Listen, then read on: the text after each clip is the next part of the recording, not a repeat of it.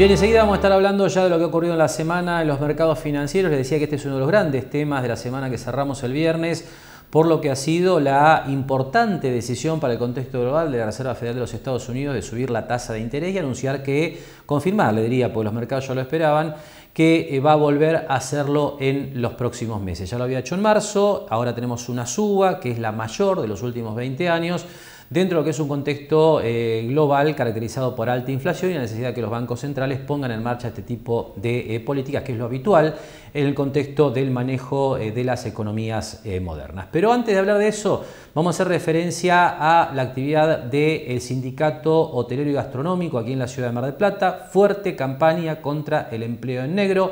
Sobre este tema conversaba Javier Novoa con Pablo Santín, que es secretario general de UTGRA en Mar del Plata. Bueno, el balance realmente es excelente. Venimos trabajando muchísimo en el eje principal que tenemos y que planteamos en campaña, que es la informalidad. Nuestra actividad, cuando nosotros asumimos, nos encontramos con que tenía un 65% de informalidad, algo que nos parece que realmente es gravísimo, teniendo en cuenta que nuestra actividad en la ciudad turística número 1 del país y la actividad principal, que es uno de los motores económicos, tenga tan precarizado a sus trabajadores. Así que realmente no salimos de la calle. Desde el día cero nos encontramos con los trabajadores, recorrimos, inspeccionamos, venimos achicando muy bien esa brecha de la informalidad. Hoy, según los relevamientos que venimos realizando, estamos en un 45%, algo que parece poco, pero lograr reducir un 15%, un 20% de informalidad en 5 meses para nosotros realmente es muy importante, porque hicimos muchísimo sacrificio en ese aspecto. También venimos mejorando muchas cuestiones de la obra social, algo que para nosotros, para los trabajadores de la hotelería y de la gastronomía, venía tan castigada. Venimos terminando o sacando cuestiones que realmente generan burocracia. Venimos mejorando el servicio, mejoramos toda la parte de odontología, mejoramos todos los polisconsultorios. También estamos trabajando muchísimo en lo que es la atención, la burocracia, la facilidad de los turnos. Pasamos de dar un turno promedio a 45 días, ahora se da promedio a 20 días. Pasamos de dar 13 turnos de odontología por semana a dar 80. Pusimos odontología en la sede de UTGRA, San Luis 2548. Y algo no menor, estamos creciendo muchísimo como organización. Desde que asumimos hasta la fecha llevamos casi 100 nuevos delegados gremiales. Algo que para nosotros es muy importante, porque llegar al afiliado, llegar al trabajador común por intermedio de un delegado, para nosotros es realmente fundamental. Pablo, te consulto, tenés dos actividades principales en el cargo. Por un lado, como decías, representar a los trabajadores, darle los mayores beneficios posibles, pero por el otro, sostener el gremio, sostener esta seccional. ¿Cómo está haciendo ese trabajo? Sí, la verdad que disfrutamos mucho lo que hacemos. Todo lo que se hace con trabajo, con dedicación, sale bien. Nosotros, desde el día que asumimos, 15 de diciembre, no frenamos un solo día. Trabajamos los sábados, los domingos, todos los días de la semana, mañana, tarde, no tenemos horarios. Entonces es muy difícil que te vaya mal cuando uno le da tanta dedicación a lo que hace. A nosotros, a toda la comisión ejecutiva de UTGRA, a todos los empleados de la seccional, nos gusta muchísimo lo que hacemos, los disfrutamos y pusimos un sindicato al servicio del afiliado, como debería haber sido siempre. Hubo una pandemia, hubo una temporada de verano que fue buena. ¿Cómo está el trabajador hoy en día? Bueno, hoy estamos trabajando muchísimo en el aspecto de las efectivizaciones. Logramos que las empresas empiecen a efectivizar trabajadores, algo que hace mucho tiempo no sucedía. Por ejemplo, en el último mes hicimos efectivizar más de 200 trabajadores en diferentes empresas. Trabajadores que antes estaban en condiciones de eventuales y que ahora están en planta permanente. Y tenemos muchísima expectativa porque venimos teniendo un trabajo regular, las empresas efectivizan, toman trabajadores. Tenemos lo que es, por ejemplo, el Centro de Formación 405 de UTGRA, que es un centro de formación modelo, lo tenemos ya preparando a esos trabajadores que van a salir en septiembre, octubre, y yo estoy convencido que van a salir con salida laboral. Y así describía Pablo Santín, secretario general de UDRA aquí en Mar del Plata, el trabajo que viene haciendo el sindicato en materia de lucha contra el empleo en negro, y también se manifestaba, como usted veía en el último tramo de esta charla con Javier Novoa, muy conforme con lo que es el nivel de actividad. Sobre esta cuestión en particular, Santín nos cuenta algunos detalles más en el segundo tramo de la nota con Javier, porque particularmente en el sindicato hay mucho optimismo en lo que tiene que ver con lo que se viene en temporada baja aquí en Mar del Plata. Marzo y abril parecen haber sido 2 meses buenos para el sector. Sí, el eventual viene trabajando bien. Nosotros tenemos un promedio de 2.500 eventuales por mes, por padrón, y venimos trabajando muy bien porque la verdad es que el trabajo viene siendo una constante. Marzo fue bueno, abril también fue bueno, cuando otros años anteriores realmente después del 28 de febrero Mar del Plata se quedaba paralizada.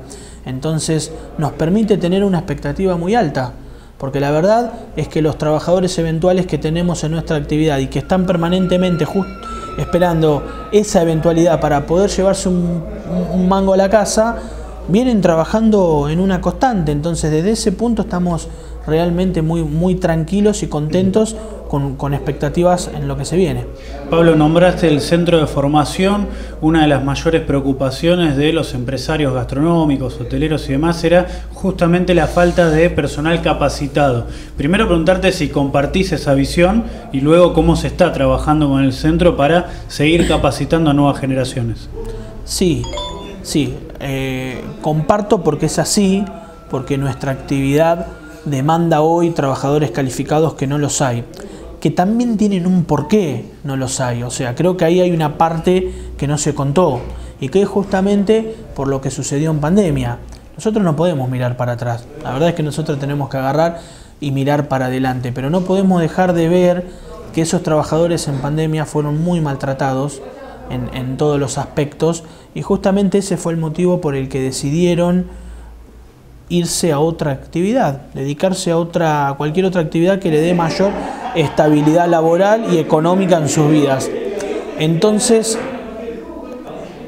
ese problema se sumó que cuando inició la temporada, que tuvimos un brote de COVID, teníamos un 35, un 40% de faltante de trabajadores calificados. Nosotros tenemos que lograr como sindicato que esos trabajadores quieran volver a nuestra actividad. Tenemos que convencerlos que ahora tienen un sindicato que los respalda, que los acompaña, que está al servicio de ellos y de sus familias, sumado a esos nuevos trabajadores que van a salir, que se están capacitando, que se están formando, y que realmente yo estoy convencido que nuestra actividad pasamos por lo peor, viene una levantada. Estoy convencido que en agosto, en septiembre va a haber muchísima demanda de puestos laborales de nuestra actividad, y justamente ahí es donde quiero hacer hincapié para que esos trabajadores vuelvan. Bueno, me dejaste abierta la consulta para hacerte la última pregunta. ¿Qué va a pasar de aquí al resto del año? Bueno, yo tengo expectativas muy buenas. Como te decía un poco recién, venimos con un promedio de trabajo muy bueno. La gastronomía está trabajando muy bien. Quizás la hotelería ahora quedó un poco más quieta. Tenemos muchísima expectativa en algunos anuncios que van a hacer desde la provincia con respecto a los viajes de egresados, a los viajes al turismo social para los jubilados. Eso nos genera expectativa, y yo estoy convencido que vamos a tener un invierno muy parejo, con bastante demanda de puestos de trabajo, y en ese aspecto estamos bastante tranquilos. Bien, y pasamos entonces a hablar de lo que ha sido la semana de los mercados internacionales. Le decía, la noticia clave, el anuncio de la suba de tasa de interés de la Reserva Federal de los Estados Unidos, que lo que hace es modificar al alza la tasa a través de la cual interviene en el mercado de fondos federales. Esto es el mercado interbancario, que la lleva ahora hasta un tope del 1% anual. Esto ha generado, este es un proceso que ya venía en curso, una nueva suba de la tasa de rendimiento de los bonos del Tesoro de Estados Unidos, que está superando ya el 3% anual, con lo cual, bueno, aparece progresivamente una competencia para los rendimientos de las acciones. Es habitual ver en ciclos de subas de tasas en los Estados Unidos, que las acciones entran en un terreno de cotización más complicado. Pero vamos a ver cómo impactó esto en los mercados, como siempre, con el apoyo de los gráficos. Y comenzamos naturalmente por la tasa del bono a 10 años en los Estados Unidos, que ascendió en la semana hasta el nivel de 13.12% anual. Como usted ve, este es un máximo desde, le diría, fines de 2018, ¿no? Que es esta zona que habíamos marcado ya en las últimas semanas como posible objetivo de este impulso alcista que viene teniendo la tasa desde lo que fuera el peor momento de la pandemia. Realmente la tasa, esto se observa en el gráfico, ha subido de manera muy vertical, con lo cual, bueno, uno tendría lugar para esperar que desde este nivel, que fue una resistencia importante a la suba de tasas, bueno, se produzca cierto descanso, al menos si es que las tasas tienen que seguir subiendo, como muy presumiblemente lo hagan. Así que bueno, si esto ocurriera, uno podría esperar alguna recuperación al menos parcial para las acciones, pero lo que está claro a partir de este gráfico es que la tasa a 10 años, que es la referencia principal de las tasas de interés en los Estados Unidos, ha llegado al nivel que veníamos planteando, que es un nivel de dificultad importante desde el punto de vista técnico. Si vemos a partir de esto qué ocurrió con el DXY, que es el índice que mide la fortaleza del dólar contra una canasta de 6 monedas de reserva mundial. Este es el gráfico que habitualmente le mostramos para bueno, reflejar lo que es la evolución del dólar de la mano de las tasas de interés, ¿no? Aquí vemos que el dólar está negociándose sobre los máximos que hemos visto desde fines del año 2016, dentro de este gran rango en el que ha ido un par de veces, ¿no?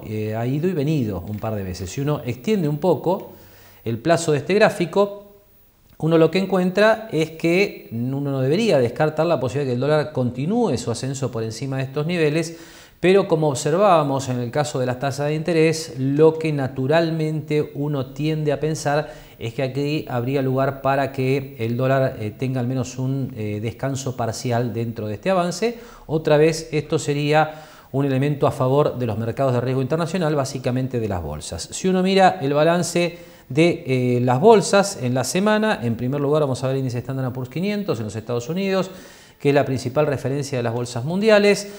Si bien el cierre semanal tiene un sesgo claramente negativo, sobre todo por las caídas de jueves y viernes, el jueves tenga en cuenta que el Nasdaq 100 cayó 5%, algo que es bastante inusual, el Standard & Poor's 500 bajó 3,5%, a pesar de esto y a pesar de la jornada negativa del viernes, el balance semanal no queda tan desdibujado en términos de grandes pérdidas. ¿Por qué? Porque de lunes a miércoles la tendencia había sido positiva, después se barrió todo eso a partir del día jueves. El balance del Standard & Poor's 500, 0,21% abajo en la semana. Lo que sí obviamente preocupa desde el panorama técnico es que el índice bueno, está bien por debajo de la media de 40 semanas, que como siempre decimos es un indicador técnico muy relevante de mediano y largo plazo, y que además esa media de 40 semanas ya tiene o comienza a tener pendiente negativa, con lo cual es un mercado para operar con cautela. Si vamos al índice Nasdaq, uno lo que encuentra es que las acciones tecnológicas siguen estando más vulnerables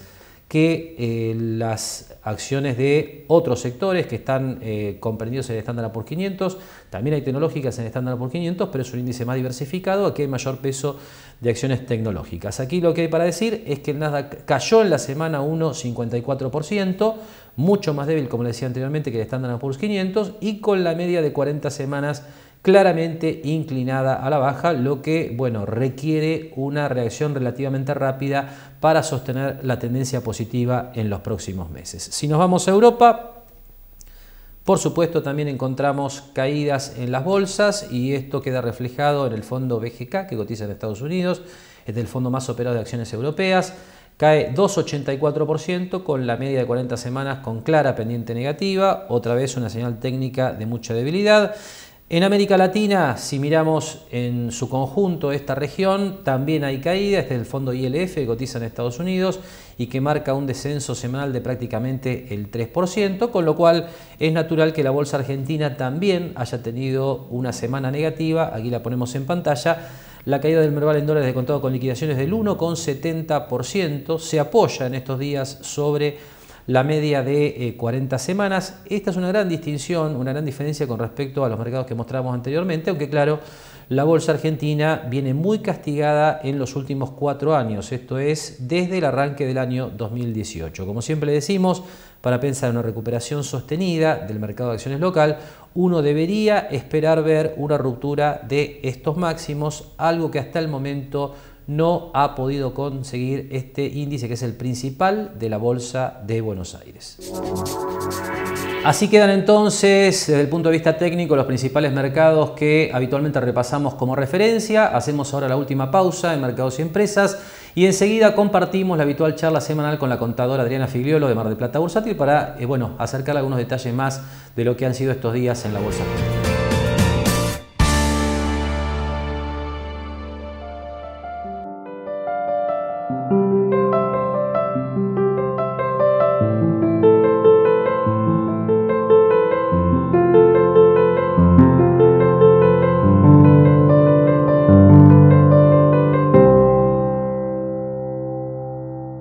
Jáuregui Berry Di Genaro y Asociados. Asesoramiento jurídico tributario. Rawson 1857, segundo piso. Teléfono 410-7666 o 410-7999. Lo esperamos en Mar del Plata Bursátil para asesorarlo en su mejor alternativa de inversión o financiación para su empresa o negocio. De lunes a viernes, de 10:30 a 17:30 horas en Corrientes 1723, teléfono 561-6000, www.mdpbursátil.com.ar.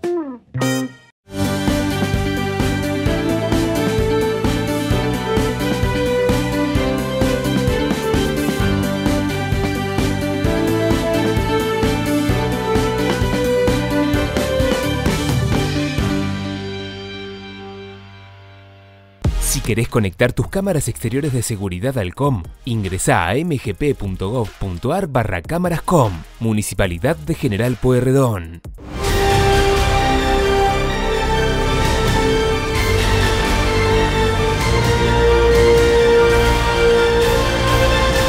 El gran astillero argentino es marplatense. Bien, último tramo de Mercados y Empresas y tiempo entonces de compartir la habitual charla semanal con la contadora Adriana Figliolo, gerente de Mar del Plata Bursátil. Bueno, Adriana, te damos la bienvenida y queremos que nos cuentes cómo se vivió aquí en la bolsa, ¿no? Esta semana tan particular para los mercados internacionales. ¿Cómo impactó todo esto aquí en lo local? Y bueno, fue una semana horrible, ¿no? O sea, porque te limita a algo, porque en realidad la gente, o sea, para vender tampoco la gente se decide que vas a vender, porque tampoco es momento de venta, sino es quedarse quieto y esperar que pase, como tantos cimbronazos que hemos tenido siempre en la bolsa.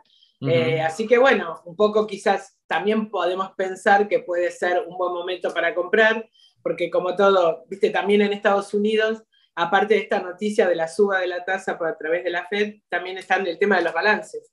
Y el tema es muy sensible, el tema de los balances en Estados Unidos, porque quizás que ganan, no sé, un centésimo menos de lo que esperaban por acción y eso repercute muchísimo en la cotización. Por ejemplo, veíamos esta semana, a medida que iban entrando los balances, o bajaba el 11 o 12 o 15 o subía el 20. O sea, es muy volátil. Y los mercados están bastante frenéticos, ¿viste? Con este tema de la tasa, de la inflación, de la guerra, hay tantas cosas y variables que están dando vuelta que realmente está muy difícil.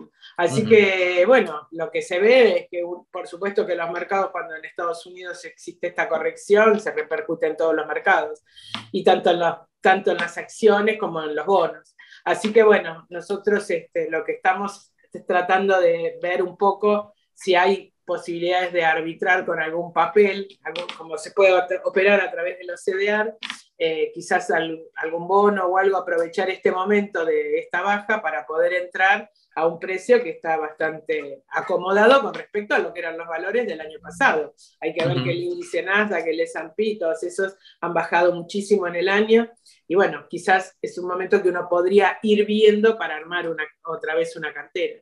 Y después lo que más estamos tratando de ver son los bonos, viste que los bonos en pesos es lo único que sabemos que siempre ha cumplido el gobierno que esté. Así que bueno, estamos un poco con este tema de los bonos SER, que con el tema de la inflación que hay, está bastante demanda y tenemos 4 o 5 bonos que son potables con distintos vencimientos en el 2022, en el 2023, y bueno, que si bien la tasa no es tan alta, pero realmente lo que te ajusta es el capital por ser y pagan renta trimestral, o sea, son muy interesantes. Y después también hay bonos que estamos ofreciendo y que hay bastante mercado, de los bonos que ajustan por el dólar oficial. Pensando que van a ajustar el dólar oficial más que la inflación. Eso le puede servir tanto a un particular como a una empresa. Las empresas que tienen que importar, si quieren dar cobertura a un dólar futuro, es una buena forma de hacerlo, si tienen el capital como para poder cerrar la operación. Así que bueno, eso también, los bonos estos tienen vencimiento a fin del 2022, 2023, o sea, son vencimientos escalonados. Así que se puede armar una cartera un poco tomando en cuenta eso. Bien. Y después, bueno, tratando de buscar letras también que estén dando más de lo que pueda dar una colocación a través de una caución, que la tasa más o menos de la caución a 7 días no está mal, porque podés colocar a 7 días al 40%, 39%, pero estamos tratando, tenemos letras que vencen quizás en junio o que vencen en julio y la tasa va subiendo, o sea, podés hablar de tasas del 40 y pico %. Así que bueno, un poco siempre buscando ese producto en pesos o, ya te digo, o con el dólar oficial, porque realmente los otros bonos que están con el dólar, que sería dólar billete, realmente no le vemos en este momento que estén con un movimiento de que puedas llegar a salir en el corto plazo. Así que bueno, esas es aproximadamente las operaciones que se estuvieron viendo en la semana. Bien, y por último, Adriana, te pregunto por el dólar, porque más allá de lo que ha sido la volatilidad del contexto internacional y de las bolsas, el dólar estuvo bastante tranquilo aquí, ¿no? ¿Cómo lo viste? Lo que pasa es que según el momento que lo hagas, por ejemplo, hoy abrieron, ayer compramos, hay que recordar que la operatoria requiere de un día de parque, es decir, un día compras y al día siguiente vendes. Ese día, por ejemplo, ayer compramos para determinados clientes y hoy, por ejemplo, la paridad abre en baja. Entonces, claro, eso también te encarece un poco el dólar con respecto a lo que estaba dando ayer. Entonces, a veces nosotros siempre decimos que el precio definitivo lo tenés cuando cerrás. También pasa lo contrario, porque hemos tenido casos que al día siguiente te sube y te sale más barato que lo que pensabas. Pero en esta semana, que fue tan complicada, más el día de ayer, hoy están abriendo levemente para abajo los bonos y la paridad. Entonces quedás descalzado un día. A pesar de eso, nosotros vemos que no supera los 209, 210. Pero normalmente están en valores de 204, 205. Eso sería, nosotros siempre decimos que es aproximado, porque justamente hasta que no cerrás la operación, no tenés el precio. Pero siempre recordamos que puede ser cualquier monto y en 24 horas tenés los dólares que vos necesites para cerrar cualquier operación. Lo mismo en el caso, bueno, en el caso de la venta, es distinto, porque en el caso de la venta sí cerrás el precio en el momento, porque realmente no tenés que tener el parking. Entonces, cuando entran los dólares, se venden contrapesos y se dispone de los pesos en el día. Que eso es un tema que, bueno, que es muy importante para las empresas, porque tienen que vender sí o sí a través de un mercado que puedan demostrar esa venta y es un sistema muy amigable para que lo puedan hacer. Bien, y después de la charla con Adriana y antes del cierre del programa vamos a compartir, bueno, los principales datos de lo que ha sido la semana financiera. Hablamos de bonos, dólar y reservas internacionales del Banco Central para, bueno, entender cómo ha impactado la semana sobre estos números en la Argentina. En primer lugar, el mercado cambiario, ahí usted tiene las referencias habituales que repasamos.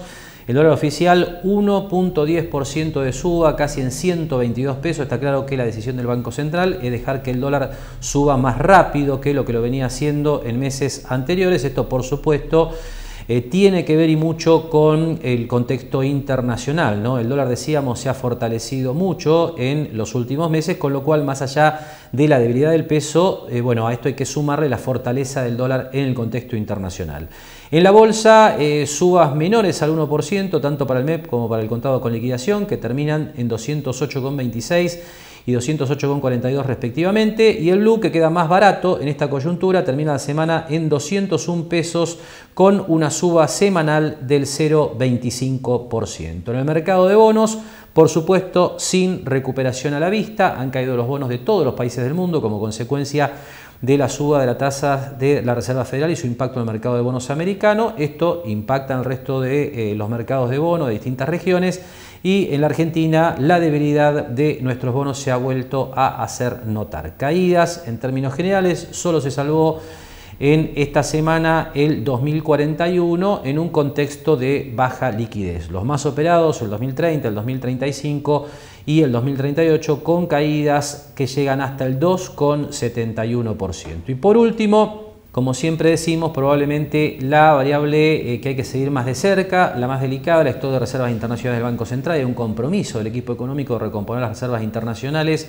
compromiso con el Fondo Monetario Internacional, por supuesto, pero esto no se logra. De hecho, el contexto internacional ha complicado aún más la posibilidad, le diría, que de hasta sostener el stock en el Banco Central. Y usted tiene los números de esta semana. Ya abril nos había entregado una caída de 1.132 millones de dólares. Esta semana, en particular, otra caída cercana a los 200 millones de dólares, con lo cual las reservas quedan en 41.809 millones de dólares. Para seguir de cerca, por supuesto, desde el próximo lunes directamente, la evolución de los mercados internacionales. No hay duda de que este cambio de sesgo de la Reserva Federal de los Estados Unidos, en cuanto tiende ahora a subir la tasa de interés, va a impactar en los próximos meses en todos los mercados mundiales. Así que habrá que seguir muy de cerca cómo le pega esto a la Argentina, ¿no? Que, como siempre decimos, tiene vulnerabilidades y muchas absolutamente propias. Con este comentario estamos cerrando. Le agradecemos que nos haya acompañado una semana más con Mercados y Empresas. Nos despedimos como hacemos habitualmente hasta el próximo sábado a la hora 18. Gracias y muy buen fin de semana.